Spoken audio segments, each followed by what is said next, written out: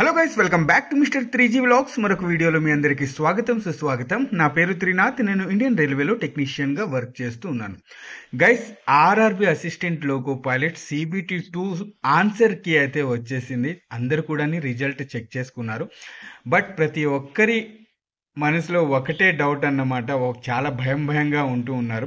So ఈ video అనేది మీ భయం అనేది దూరం చేస్తుంది, ఓకేనా? అంతకన్నా ముందు గైస్, అసిస్టెంట్ లోకో పైలట్ కొత్త నోటిఫికేషన్ వచ్చిన విషయం మనందరికీ తెలిసిందే. బట్ చాలా మంది ఇంకా అప్లికేషన్ అనేది పెట్టుకోలేదు. సో 13th మే వచ్చేసి లాస్ట్ డేట్ అన్నమాట. సో అప్లికేషన్ అయితే త్వరగా పెట్టేసుకోండి, ఓకేనా? ఓకే గైస్, సేఫ్ స్కోర్ ఎంత అన్నా అని కమెంట్స్ అయితే తెగ వస్తూ ఉన్నాయి. ఓకే, కొంచెం నైట్ షిఫ్ట్ డ్యూటీ నడుస్తుంది కదా, అందుకే వీడియోస్ అయితే త్వరగా చేయలేకపోతున్నాను. ఓకే, సేఫ్ స్కోర్ ఏంటి అనేది చూద్దాం ఈ వీడియోలో.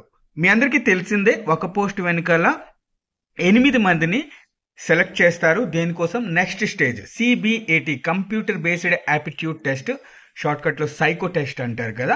సో దానికోసం ఒక పోస్ట్ వెనకాల 8 మందిని తీస్తారు. ఓకే, ఇక్కడ సేఫ్ స్కోర్ ఏంటి దాని గురించి మనం మాట్లాడుకుందాం.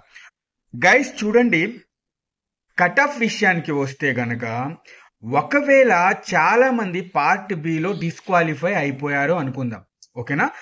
చాలా మంది పార్ట్ బిలో డిస్క్వాలిఫై అయిపోయారు అనుకుందాం. ఓకే, కట్ ఆఫ్ అనేది తగ్గిపోతుంది.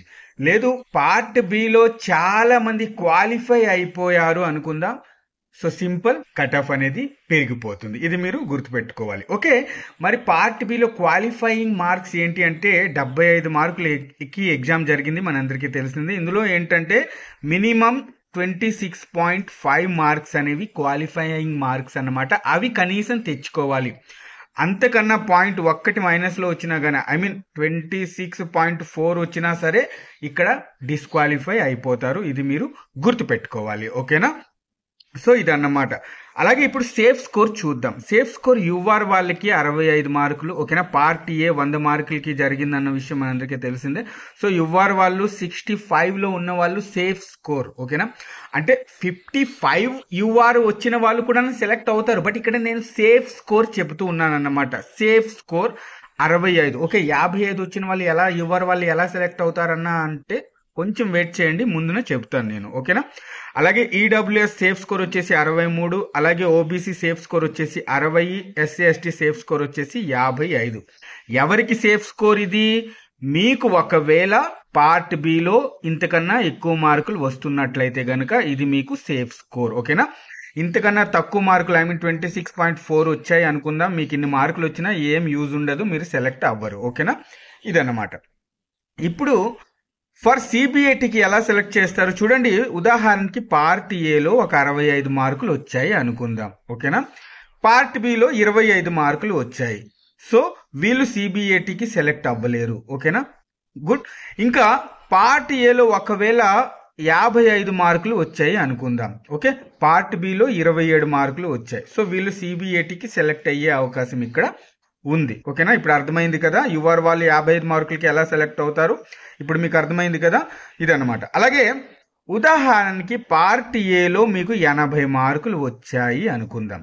బట్ పార్ట్ బిలో కేవలం 25 మార్కులే వచ్చాయి. సో మీరు CBATకి సైకో టెస్ట్కి సెలెక్ట్ అవ్వరు. ఇది మీరు గుర్తుపెట్టుకోవాలి. అలాగే పార్ట్ ఏలో ఉదాహరణకి మీకు 50 మార్కులు వచ్చాయి అనుకుందాం. పార్ట్ బిలో 40 మార్కులు వచ్చాయి అనుకుందాం. సో మీరు సైకో టెస్ట్కి సెలెక్ట్ అయిపోతారు.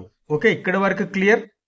నెక్స్ట్, ఫర్ మెరిట్ లిస్ట్ ఎలా తీస్తారన్నా అంటే చూడండి, సైకో టెస్ట్ తర్వాత ఫైనల్ మెరిట్ లిస్ట్ అనేది ఉంటుంది అన్నమాట. ఇక్కడ ఏంటంటే పార్ట్ ఏలో 70% మార్క్స్, ఇందాక నేను చెప్పాను కదా, ఈ part B marks just qualifying marks. మీరు ఇందులో 75కి 75 చెక్ చేసుకున్నా ఎందుకు యూజ్ ఉండదు అనమాట. Just qualifying మార్క్సే.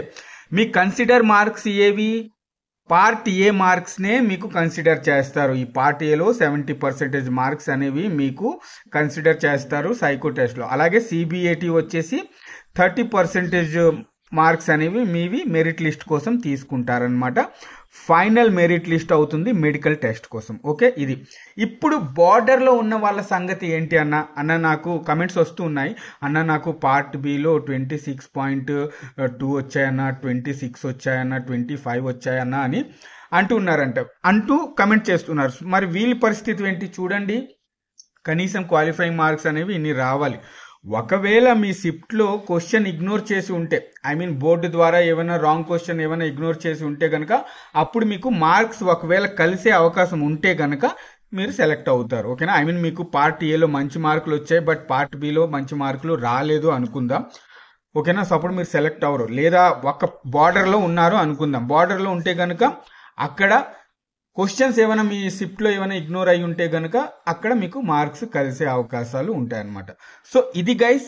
ఇప్పుడు మనం కట్ ఆఫ్ గురించి నేను చెప్పలేదు. ఓకేనా. సేఫ్ స్కోర్ చెప్పాను. ఓకే అన్న, మరి కట్ ఆఫ్ ఎంత ఉండబోతుంది అంటే చూడండి, has per 2018-19 cut off, regular cut off ఎలా ఉందో 2019 CBT2 ALP CBT2 cut off ఎలా ఉందో రెగ్యులర్ కట్ ఆఫ్నే ఉంటుంది అనమాట. యూఆర్ వాళ్ళు మ్యాక్సిమం ఒక 55 మార్కులు సెలెక్ట్ అయ్యే అవకాశం ఉంది. ఓకేనా. అలాగే ఓబీసీ వాళ్ళు అంటే చెప్తున్నాను. కట్ ఆఫ్ విషయానికి వస్తే యాజ్ పర్ ప్రీవియస్ 2018-2019 ప్రకారం నేను చెబుతూ ఉన్నాను. ఓకేనా. ఇది సేఫ్ స్కోర్ చెప్పాను, బట్ కట్ ఆఫ్ వచ్చేసి యూఆర్ వాళ్ళు ఒక 55 మార్కులు కూడా సెలెక్ట్ అయ్యే అవకాశం ఉంది. ఎప్పుడు పార్ట్ బిలో చాలా మంది డిస్క్వాలిఫై అయిపోతాయి, బట్ అలా అయ్యే ఛాన్సే లేదన్నమాట. ఓకేనా. సో ఇది. సో ఎవరిదైతే ఇన్ని మార్క్స్ వస్తున్నాయో వాళ్ళు సైకో టెస్ట్కి ప్రాక్టీస్ మొదలు పెట్టేయండి. అంతకన్నా ముందు కొత్త నోటిఫికేషన్ ALPది వచ్చింది కదా, అప్లికేషన్స్ అయితే త్వరగా పెట్టుకోండి. ఇది గైస్ ఈ రోజు వచ్చిన కమెంట్స్కి రిప్లైగా ఒక వీడియో అయితే మీ అందరి కోసం చేసి పెట్టాను అనమాట. సో ఓకే, రిజల్ట్ ఎలా ఉన్నా సరే మీరు బాధపడకండి. ఓకేనా. ఫెయిల్ అయిన వాళ్ళు బాధపడకండి. అలాగే ఇంకా పాస్ అయిన వాళ్ళకి నెక్స్ట్ సైకో టెస్ట్కి రెడీగా ఉండండి. అలాగే ఎవరైతే ఫెయిల్ అయిపోతారో వాళ్ళందరూ ఇప్పుడు కొత్త నోటిఫికేషన్ వచ్చింది కదా, ఫస్ట్ అయితే దానికి అప్లికేషన్ అనేది పెట్టుకోండి. ఓకేనా. ఓకే గైస్, వీడియో నచ్చితే తప్పకుండా ఒక లైక్ చేయండి. నెక్స్ట్ వీడియోలో మళ్ళీ కలుసుకుంటాం. అంతవరకు సెలవు, బాయ్, జై హింద్.